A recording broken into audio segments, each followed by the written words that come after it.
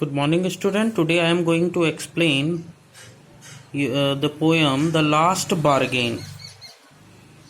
Let's start the Hindi explanation of this poem. Come and hire me, I cried, while in the morning I was walking on the stone-paved road.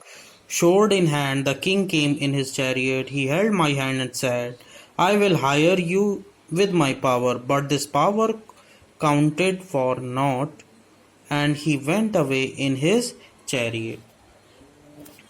कविता की शुरुआत एक व्यक्ति के सुबह सुबह काम की तलाश में निकलने से होती है। जब वह काम की तलाश में पथरीले रास्ते पर आगे आगे जा रहा था, तभी उसे सामने से राजा दिखाई दिया, जो अपने रथ में बैठकर आ रहा था।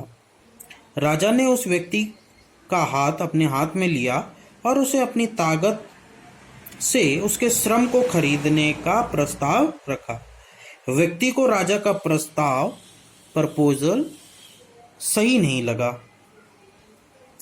क्योंकि वह नहीं चाहता था कि कोई ताकत से उसके श्रम को खरीदे। इसलिए वो वहां से आगे चला गया। Now in the second stanza, in the heat of the midday, the house stood with shut door. I wandered along the crooked lane. An old man came out with his bag of gold. He pondered and said, I will hire you with my money.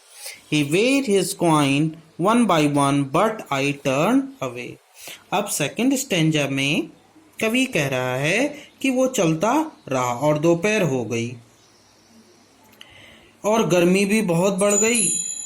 उसके सामने जो भी घर आए, सबके दरवाजे बंद थे।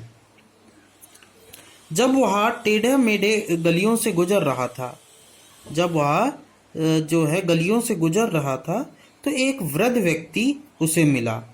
उसके पास सोने से भरे हुआ एक थैला था। वृद्ध व्यक्ति ने उसे उसके श्रम के बदले सोना देने का प्रस्ताव रखा कि आप मुझे अपना हार्डवर्क दे दो, मैं आपको जो है अपना सोने का बैग या सोना दूंगा।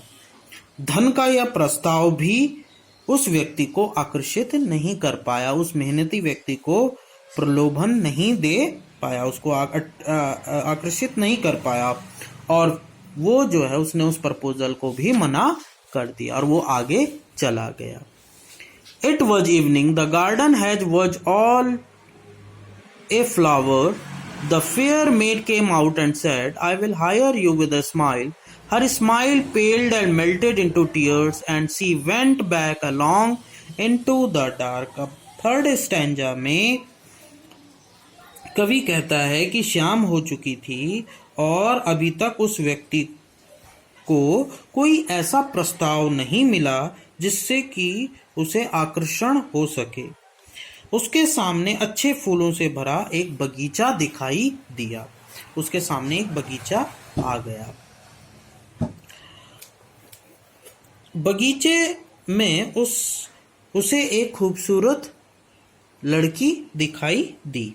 लड़की ने अपनी मुस्कान से उसका श्रम खरीदना चाहा। लड़की ने अपनी मुस्कान से उसकी जो उसकी मेहनत है, उसका श्रम जो है खरीदने का प्रस्ताव रखा। लेकिन व्यक्ति को एहसास हो गया कि उस लड़की की खूबसूरती हमेशा नहीं रहेगी, तो इसलिए जो है उसने उस लड़की को भी मना कर दिया, जिसके कारण जो है वो रोने लगी और वो व्यक्ति उस लड़की को छोड़कर आगे चला गया। लास्ट फोर्थ स्टैंजा में the sun glistened on the sand and the sea waves broken waywardly. A child sat playing with shells. He raised his head and seemed to know me and said, I hire you with nothing. From henceforward that bargain struck in child play made me a free man. Last stanza में कवि कहता है कि एक व्यक्ति जो है समुद्र, अब वो जो है घूमते घूमते समुद्र के किनारे पहुंच गया। सूर्य अब ढलने ही वाला था। ढलते हुए सूरज जो है रेत के ऊपर चमक रहा था। तभी उस व्यक्ति ने एक छोटे से बच्चे को घोंगे के साथ खेलते हुए देखा। उस बच्चे ने भी सिर उठाकर उस व्यक्ति की ओर देखा। बच्चे ने उस व्यक्ति का श्रम खरीदने का प्रस्ताव रखा। उस व्यक्ति ने उसके बदले में उस बच्चे ने कुछ भी देने का प्रस्ताव नहीं दिया। शायद यही वह सौदा था जो वह व्यक्ति चाह रहा था। उसकी कोई मांग न थी, कोई बंधन नहीं था, कोई भुगतान नहीं था और ना ही कोई मूल्य चुकाने का नाम था। उस बच्चे के साथ खेलने में वह अपनी आजादी को भी सुरक्षित रख सकता था, क्योंकि अभी भी वह एक स्वतंत्र व्यक्ति था। तो ये पोयम जो लिखी है रविंद्रनाथ टैगोर ने लिखी है। आई होप कि आपको ये पोयम समझ में आई होगी। Thank you very much.